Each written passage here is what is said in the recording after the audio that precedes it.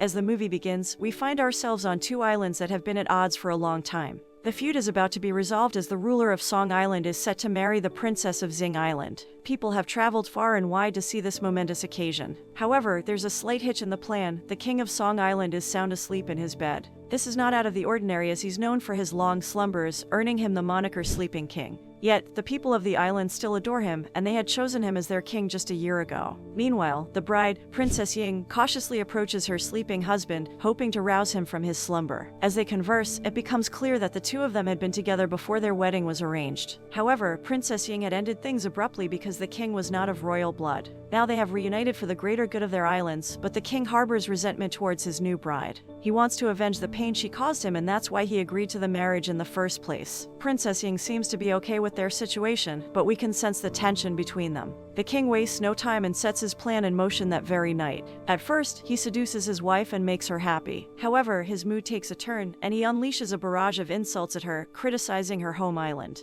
He even belittles her family for offering a paltry dowry that's no use to a wealthy king like him. Princess Ying is devastated to hear all of this, and she apologizes for ending things with him in the past. But the king is too filled with anger and resentment to forgive her. He grabs her hand and places it under his head, warning her not to move unless he does. Princess Ying is heartbroken that she has to endure such mistreatment because of something that happened in the past. Little does she know that the king still has feelings for her deep down. He's thrilled that he can finally be with the love of his life, even if he's seeking revenge. The story takes a dramatic turn as we're transported to a club where a stunning dancer is mesmerizing the audience with her moves. As the camera zooms in on her face, the audience is shocked to see that she looks identical to Princess Ying. The following day, the king continues to make Princess Ying's life miserable. She begs him to let go of the past and move forward, but he refuses to listen. To make amends, she compliments his appearance, telling him he's the most handsome man on the island. However, he misinterprets her words and berates her once again. He seems to relish every opportunity to put her down. Later that day, the king decides to inspect a construction site, and Princess Ying tags along. As they walk, she holds his hand, trying to hide the tension between them. But when the king starts tormenting her again, she decides to stand up for herself. She tricks him into eating a sour tangerine, humiliating him in front of everyone. The story takes a new direction as we're introduced to General Fen Si. He had been in the running for the throne but lost to the Sleeping King by a slim margin.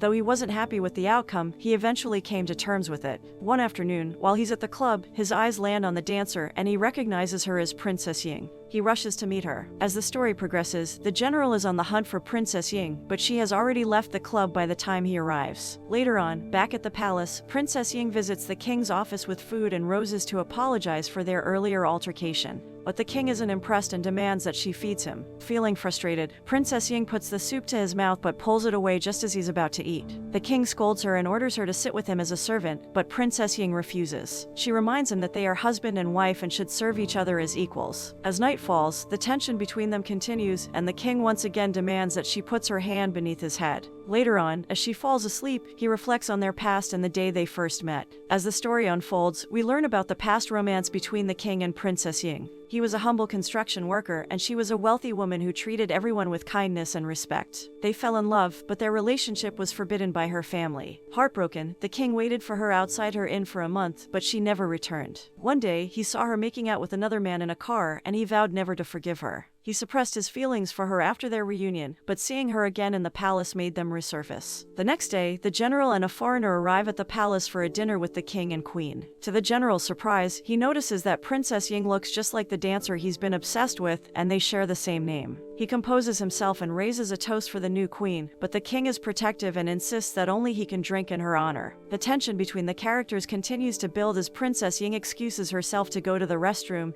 and the general follows her. He confronts her, accusing her of marrying the king for his money, but he's taken aback when she reveals that she is, in fact, the princess of Xing Island. To the general's surprise, it's revealed that the dancer and Princess Ying are two different people who happen to look identical. The general's obsession with the dancer had blinded him to the reality of the situation. Just as things seem to calm down, the king arrives and accuses the general of harassing his wife. Princess Ying tries to defuse the situation, claiming that they were just talking. But the king doesn't trust her and drags her into a room, where he berates her for humiliating him and flirting with every man in the palace. The princess is left crying as the king accuses her of being unfaithful. The story takes a new twist as the general visits the club and meets the dancer, who looks exactly like Princess Ying. Confused, he questions her about her presence in the palace, but she has no idea what he's talking about. He realizes he was mistaken about the queen's identity and that the woman he saw with the king was, in fact, the real Princess Ying. The next day, the king summons Princess Ying to his office and apologizes for his behavior. He hugs her tightly, making sure she can't escape.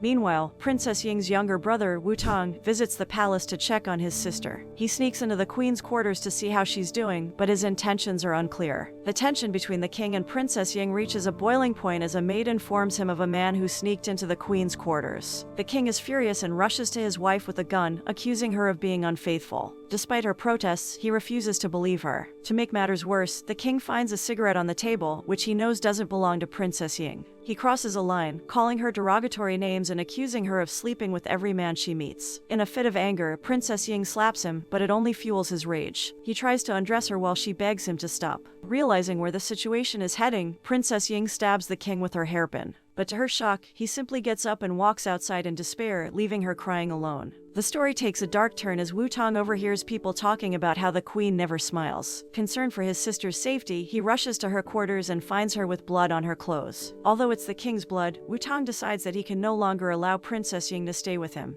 They quickly pack her things and flee the palace. Meanwhile, the king discovers that his wife left with a man in a car and orders his guards to track them down. When they surround Wu Tong with guns, the king realizes that Princess Ying is with her brother and not a lover. However, he still can't forget everything that's happened, and he takes Wu Tong hostage for trying to kidnap his wife. Princess Ying begs him to release her brother, but the king remains stubborn, leading to a heated argument between them. To make matters worse, the king demands that Princess Ying admit to having an affair with a man in a car 2 years ago in exchange for her brother's release. The situation becomes even more intense as the king demands that Princess Ying admit to having an affair she never had. Despite her protests, she is forced to confess in front of the entire town, humiliating herself in the process. The once joyful and kind princess is now broken, no longer smiling or talking unless necessary. Days later, the king tries to approach her again, but this time, Princess Ying doesn't try to please him at all. She wants a divorce and is eager to return home, where she is respected and can reclaim her life. The king tries to persuade her to stay, but nothing works. He finally sees that she is still proud of herself, even after being subjected to such atrocities, and allows her to leave and return home.